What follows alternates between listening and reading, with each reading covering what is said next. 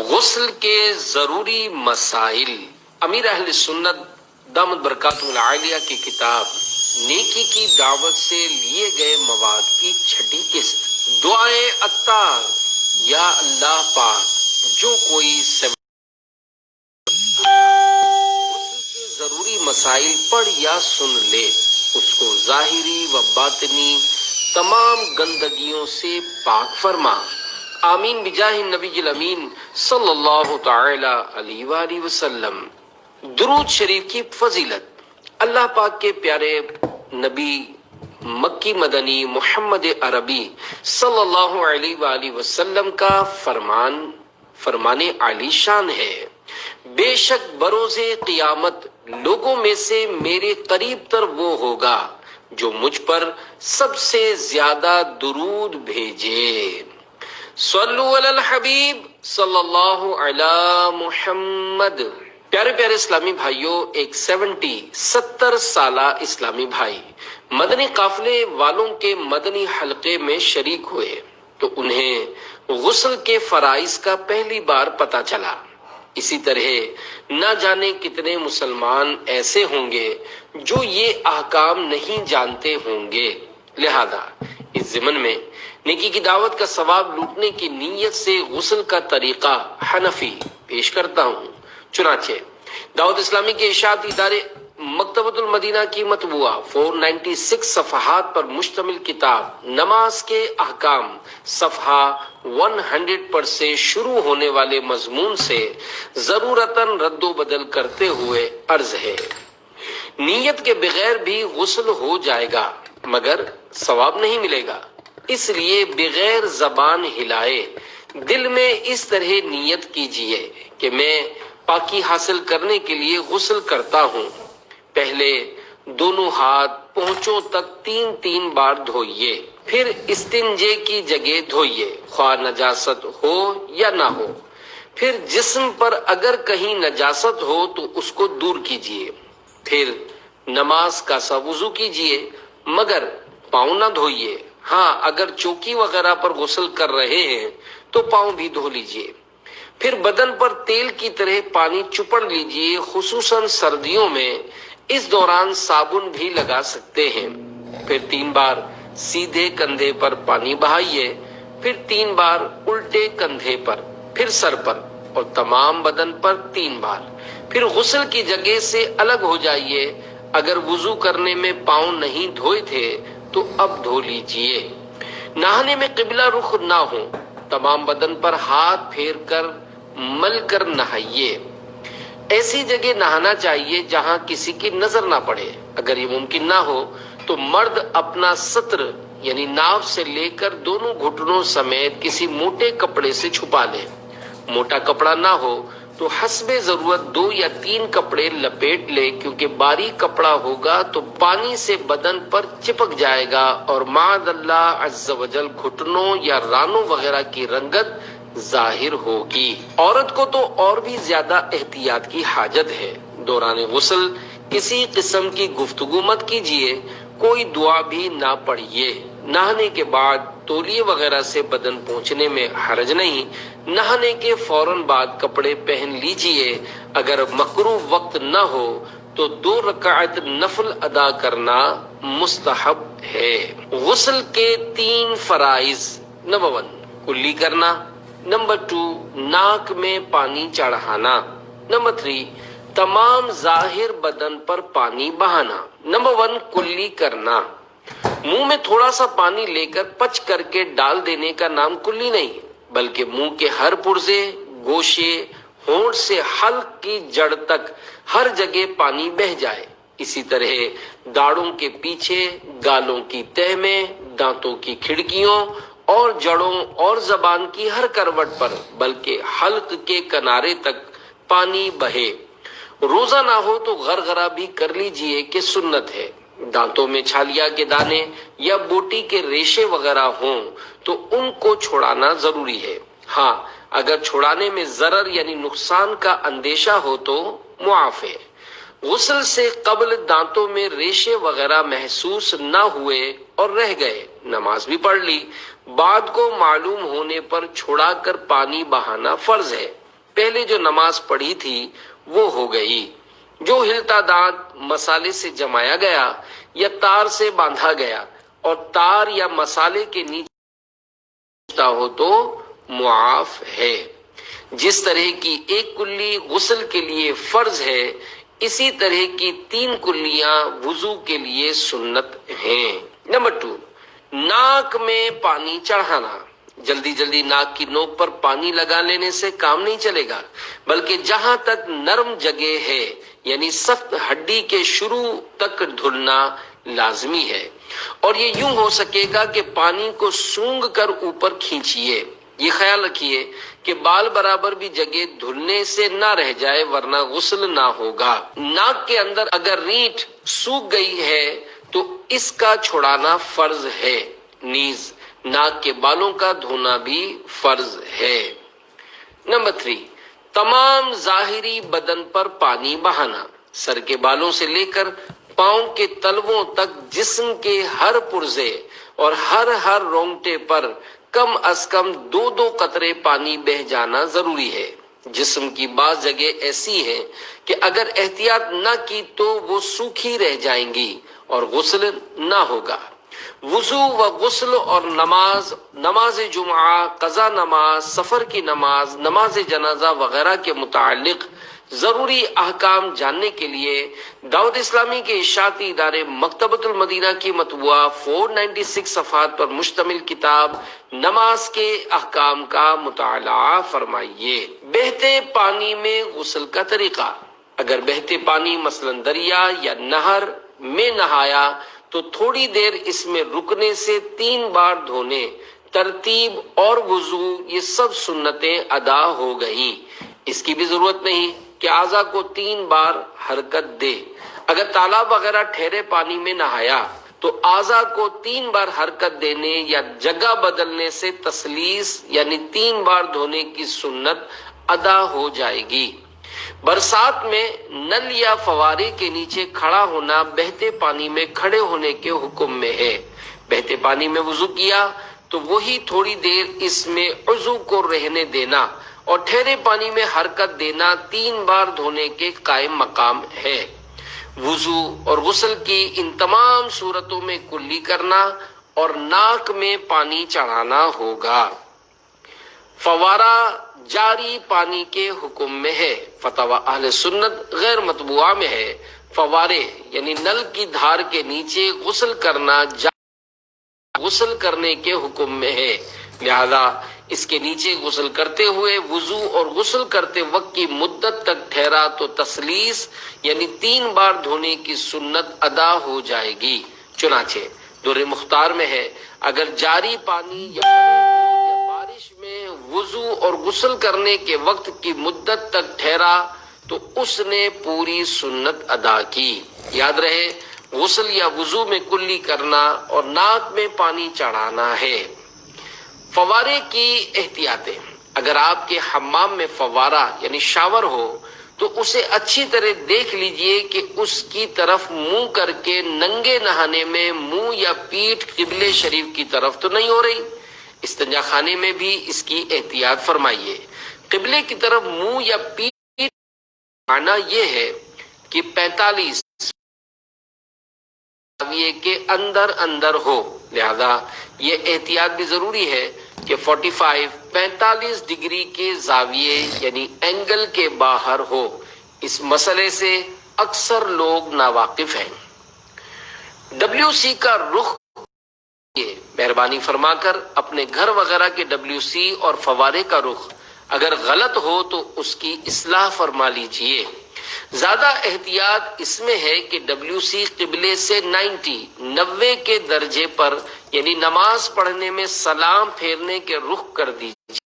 معمار عموماً تعمیراتی تپائی یعنی اسٹول وغیرہ پر رکھ لیجئے تاکہ بالٹی میں چھینٹے نہ آئیں۔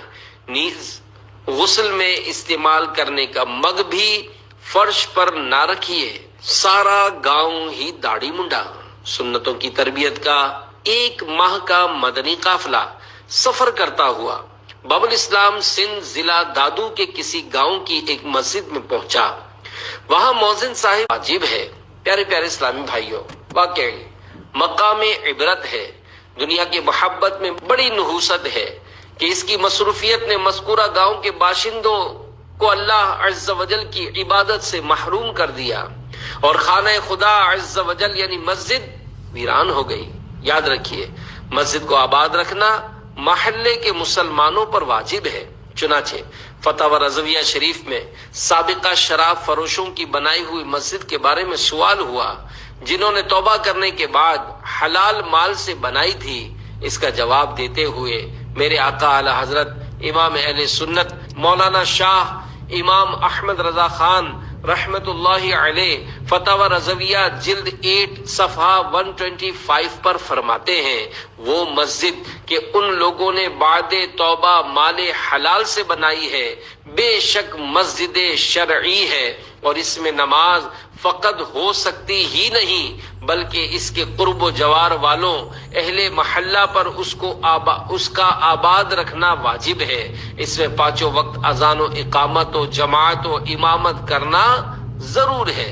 اگر ایسا نہ کریں گے تو گناہگار ہوں گے، اور جو اس میں نماز سے روکے گا وہ ان سخت ظالموں میں داخل ہوگا جن کی نسبت اللہ پاک ارشاد فرماتا ہے، وَمَنْ أَظْلَمُ مِمَّنْ مَنَعَ مَسَاجِدَ اللَّهِ أَنْ يُذْكَرَ فِيهَا اسْمُهُ وَسَعَى فِي خَرَابِهَا۔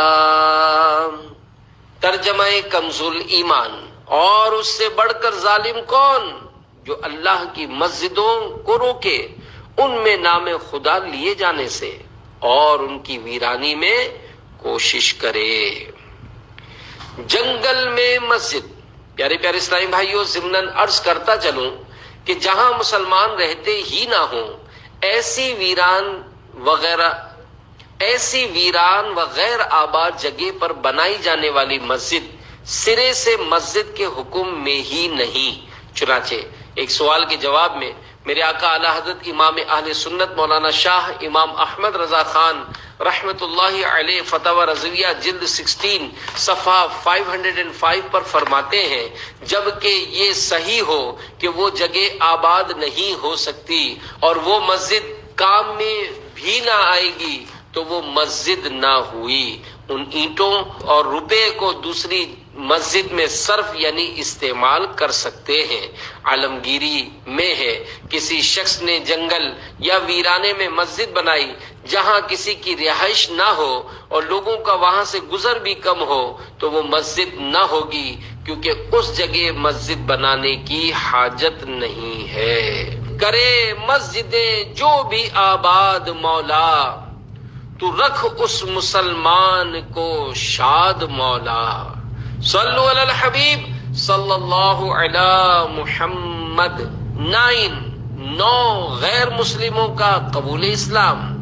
پیارے پیارے اسلامی بھائیوں، آئیے اور ساری دنیا میں نیکی کی دعوت عام کرنے کا درد رکھنے والی مدنی تحریک یعنی عاشقان رسول کی مدنی تحریک دعوت اسلامی کے مدنی ماحول سے وابستہ ہو کر اپنی اور ساری دنیا کے لوگوں کی اصلاح کی کوشش میں لگ جائیے۔ اپنی اصلاح کی کوشش کے لیے مدنی انعامات کے مطابق عمل اور ساری دنیا کے لوگوں کی اصلاح کی کوشش کے لیے عاشقان رسول کے مدنی قافلوں میں سفر کو اپنا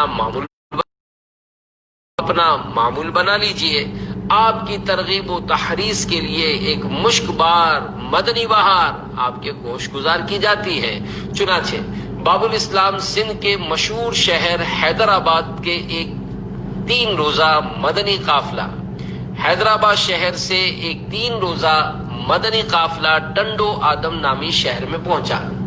تیسرے دن ایک شخص نے مسجد کے باہر کھڑے ہو کر امیر قافلہ سے ملنے کی خواہش ظاہر کی۔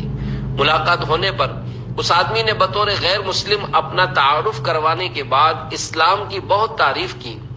امیر قافلہ نے اسلام کی طرف مائل دیکھ کر اس پر انفرادی کوشش کی، جس کی برکت سے کچھ ہی دیر میں الحمدللہ عز وجل اس نے اسلام قبول کر لیا اور کہنے لگا کہ میرے گھر والوں کو بھی چل کر اسلام کی دعوت دیجیے،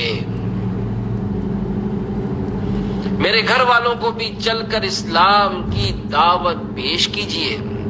مدنی قافلے والے اس کے گھر گئے اور ان پر اسلام پیش کیا، جس کی برکت سے الحمدللہ عز وجل 9 افراد پر مشتمل سارا گھرانہ مسلمان ہو گیا۔ امیر قافلہ نے اس 9 مسلم سے دریافت کیا کہ جب آپ پہلے ہی سے دین اسلام سے محبت کرتے تھے تو مسلمان ہونے میں اتنی دیر کیوں لگائی؟ اس نے جواب دیا کہ جس اسلام سے میں متاثر ہوا وہ کتابوں میں تو لکھا تھا، لیکن مجھے موجودہ مسلمانوں میں نظر نہیں آ رہا تھا۔ جب عاشقان رسول کے سنتوں بھرے مدنی قافلے کو دیکھا تو میرا دل اس طرف کھینچا اور میں نے آپ حضرات کی حرکات و سکنات کا جائزہ لینا شروع کر دیا۔ میں 3 دن سے آپ لوگوں کے معاملات و معمولات دیکھ رہا ہوں۔ آتے جاتے نظریں جھکائے رکھنا، مسکرا کر ملاقات کرنا، پھر آپ لوگوں کا سفید لباس، سر پر امامہ شریف کا تاج، چہرے پر نور وغیرہ دیکھ کر مجھے کتابوں والا حقیقی اسلام آپ لوگوں کے کردار میں نظر آ گیا، جس کی وجہ سے میں نے ذہن بنا لیا کہ اب ان کے ہاتھوں پر مسلمان ہو جانا چاہیے۔ الحمدللہ عز وجل یہ بیان دیتے وقت آج کل یہ 9 مسلم اسلامی بھائی ایک مسجد میں مؤذن ہیں اور مسلمانوں کو نیکی کی دعوت اور نماز کی دعوت بھی دیتے ہیں، اور ان کے مدنی منع داؤد اسلامی کے مدرسۃ المدینہ میں قرآن کریم کی تعلیم حاصل کر رہے ہیں۔ آئیے عاشقین مل کے تبلیغ دین قافلے میں چلو، کافر آ جائیں گے راہ حق پائیں گے، انشاءاللہ چلے قافلے میں چلو، کفر کا سر جھکے دین کا ڈنکا بجے، انشاءاللہ قافلے میں چلو۔ صلو علی الحبیب صلی اللہ علی محمد۔ مدنی قافلے کی برکت مرحبا، سبحان اللہ، مدنی قافلے کی برکت 100 کروڑ مرحبا۔ تمام اسلامی بھائی پابندی کے ساتھ ہر ماہ کم از کم 3 دن اور سالانہ یکمشت 1 ماہ کے مدنی قافلے میں عاشقان رسول کے ساتھ سنتوں بھرے سفر کی ضرور سعادت حاصل کیا کریں۔ بیان کردہ خوشگوار خوشبودار مدنی بہار میں ماشاء اللہ 9 غیر مسلموں کے ہدایت پانے و دامن اسلام میں آنے کا ایمان افروز بیان ہے۔ واقعی بڑے سعادت مند ہیں وہ اسلامی بھائی جن کی کوششوں سے کوئی غیر مسلم کفر کے اندھیرے سے ایمان کی روشنی کی طرف نکل آئے، یا کوئی مسلمان گناہوں سے تائب ہو کر سنتوں بھری زندگی گزارنے پر کمر بستہ ہو جائے۔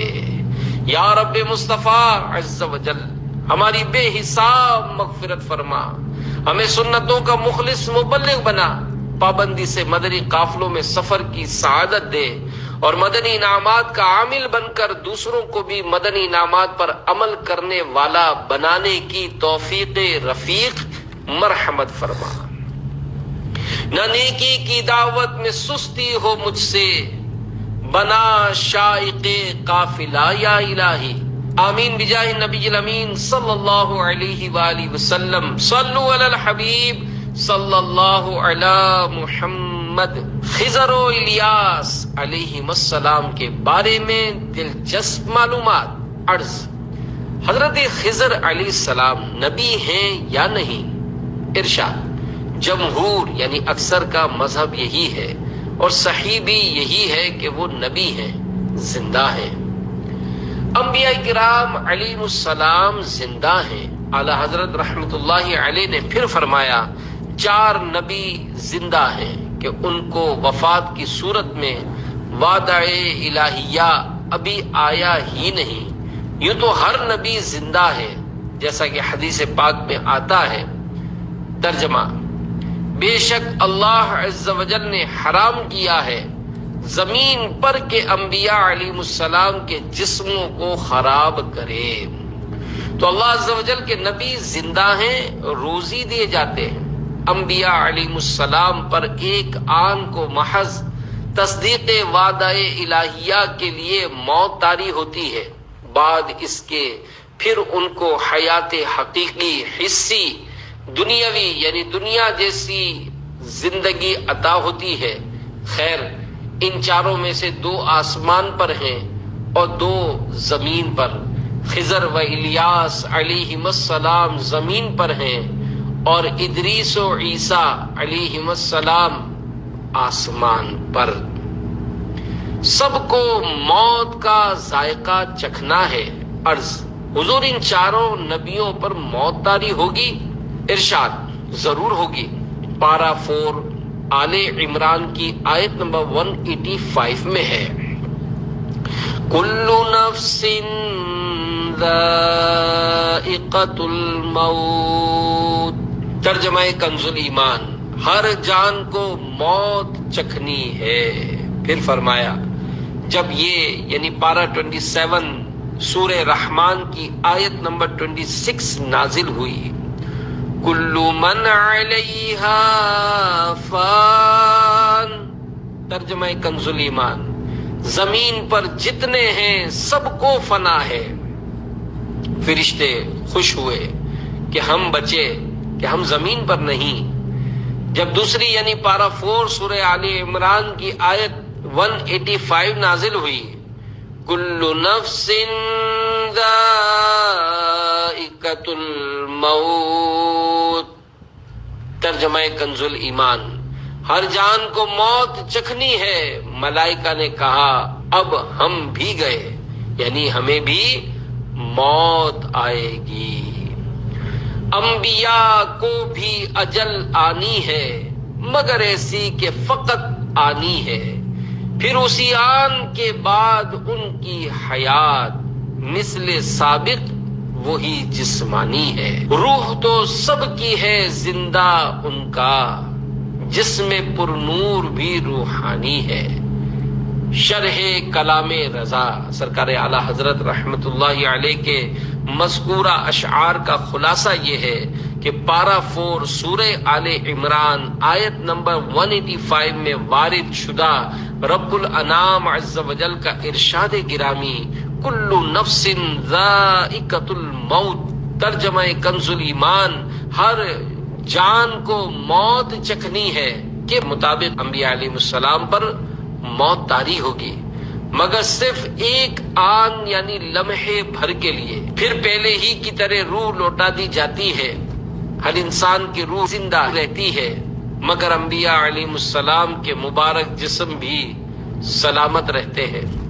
حدیث پاک میں ہے، انبیاء علیہ السلام اپنی قبروں میں زندہ ہیں اور نماز بھی پڑھتے ہیں۔ ایک اور حدیث پاک میں ہے، بے شک اللہ عز و جل نے زمین پر حرام فرما دیا کہ وہ انبیاء کرام کے بدن کو کھائے۔ اللہ عز و جل کے نبی زندہ ہیں اور ان کو روزی دی جاتی ہے۔ ہر نبی زندہ ہے۔ جب ہر نبی زندہ ہے تو پھر میرے پیارے پیارے آقا مکی مدنی مصطفیٰ صلی اللہ علیہ وآلہ وسلم کیوں زندہ نہ ہوں گے؟ اور عاشق رسول اعلی حضرت رحمت اللہ علیہ بارگاہ رسالت صلی اللہ جھوم جھوم کر کیوں نہ عرض کرے، تو زندہ ہے واللہ، تو زندہ ہے واللہ، میرے چشم عالم سے چھپ جانے والے۔ شرح کلام رضا، دنیاوی اور ظاہری آنکھوں سے اے میرے چھپ جانے والے اور مجھے بظاہر نظر نہ آنے والے، خدا کی قسم آپ زندہ ہیں، اللہ پاک کی قسم آپ زندہ ہیں۔ صلو علی الحبیب صلی اللہ علی محمد۔ نیکی کی دعوت دینے والے کی تعریف۔ اللہ عز و جل کا قرآن مجید میں فرمان عالی شان ہے، وَمَنْ أَحْسَنُ قَوْلًا مِّمَّنْ دَعَا إِلَى اللَّهِ وَعَمِلَ صَالِحًا وَقَالَ إِنَّنِي مِنَ الْمُسْلِمِينَ۔ ترجمہ کنز ایمان، اور اس سے زیادہ کس کی بات اچھی جو اللہ کی طرف بلائے اور نیکی کرے اور کہے میں مسلمان ہوں۔ اس آیت مبارکہ کے تحت صدر الافاضل حضرت علامہ مولانا سید محمد نعیم الدین مراد آبادی رحمت اللہ علیہ لکھتے ہیں، حضرت عائشہ صدیقہ رضی اللہ عنہا نے فرمایا کہ میرے نزدیک یہ آیت مؤذنوں کے حق میں نازل ہوئی، اور ایک قول یہ بھی ہے کہ جو کوئی کسی طریقے پر بھی اللہ تعالی کی طرف دعوت دے وہ یعنی ہر نیکی کی دعوت دینے اس میں داخل ہے۔ جو نیکی کی دعوت کی دھومیں مچائے میں دیتا ہوں اس کو دعائے مدینہ۔ صلو علی الحبیب صلی اللہ علی محمد۔ بہترین آدمی کی خصوصیات۔ اللہ پاک کے آخری نبی محمد عربی صلی اللہ علیہ وآلہ وسلم ایک مرتبہ ممبر اقدس پر جلوہ فرما تھے کہ ایک صحابی رضی اللہ عنہ نے عرض کی یا رسول اللہ صلی اللہ علیہ وآلہ وسلم لوگوں میں سب سے اچھا کون ہے؟ فرمایا لوگوں میں سے وہ شخص سب سے اچھا ہے جو کثرت سے قرآن کریم کی تلاوت کرے، زیادہ متقی ہو، سب سے زیادہ نیکی کا حکم دینے اور برائی سے منع کرنے والا ہو، اور سب سے زیادہ صلہ رحمی یعنی رشتہ داروں کے ساتھ اچھا برتاؤ کرنے والا ہو۔ تلاوت، پرہیزگاری، نیکی کی دعوت اور صلہ رحمی۔ پیارے پیارے اسلامی بھائیوں، خوب ثواب لوٹنے کی نیت سے بیان کردہ حدیث مبارکہ کی روشنی میں کچھ نیکی کی دعوت پیش کرنے کی سعادت حاصل کرتا ہوں۔ اس روایت میں سب سے اچھے آدمی کی 4 خصوصیات بیان کی گئی ہیں۔ نمبر 1 دعوت، نمبر 2 خوب پرہیزگاری، نمبر 3 سب سے زیادہ نیکی کی دعوت دینا اور برائی سے ممانعت کرنا، اور نمبر 4 رشتہ داروں سے حسن سلوک۔ واقعی یہ چاروں نہایت ہی عمدہ صفات ہیں، اللہ عز و جل نصیب کرے، آمین۔ ان چاروں کے فضائل ملاحظہ ہوں۔ نمبر 1 حضرت سیدنا ابو ہریرہ رضی اللہ عنہ سے مروی ہے کہ رسول اللہ صلی اللہ علیہ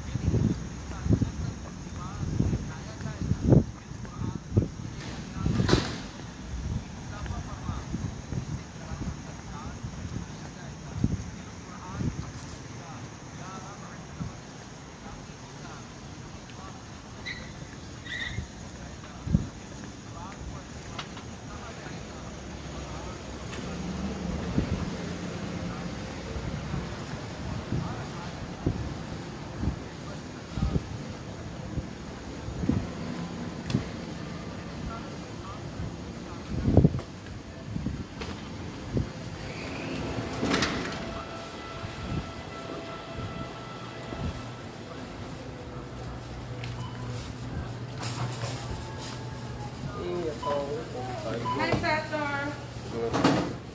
Thank you. You do it to me, Max.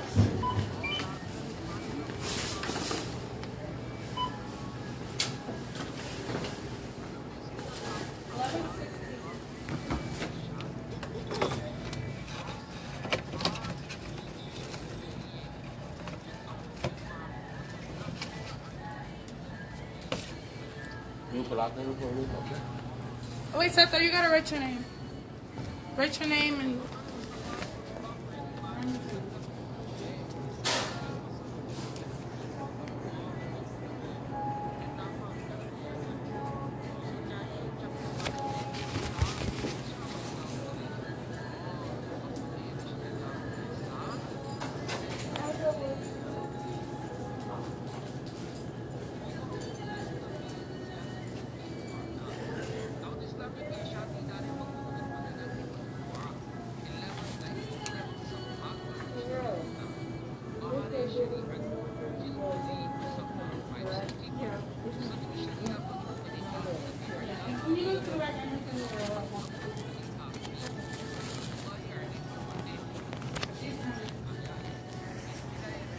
Look, but they put a trash bag in here. I don't know who did this. Yeah, there's a couple of them that I was My thingy keeps falling I out. went down the line and saw a couple of them.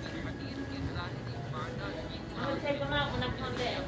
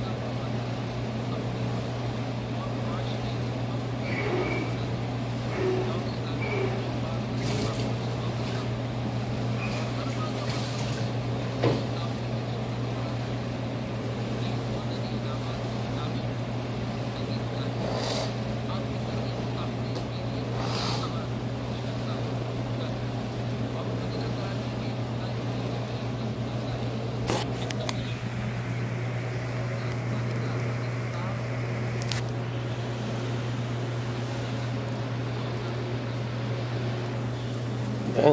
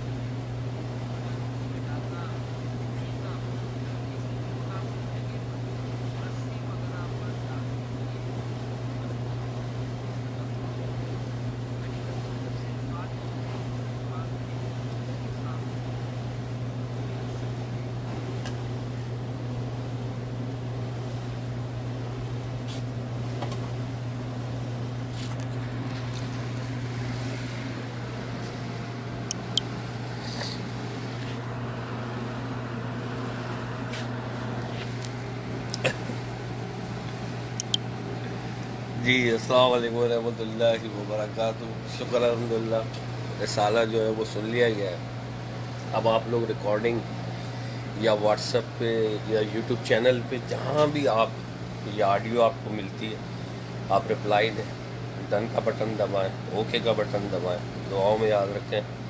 السلام علیکم ورحمۃ اللہ وبرکاتہ. جمعہ کریم مبارک. محمد انور بھائی دل سے جزاک اللہ. اور محمد انور ہیں اور کون ہے, محمد شاہد قادری اتاری, عبد الرزاق بھائی, عبد الرحمن مان, گل بھائی, برگر طالب, محمد آصف, مرزا شاہد, جتنی بھی احباب ہیں اس کو مرزا شریفی, عبد الرحمن مان, مرزا شیردین, مرزا شیردین,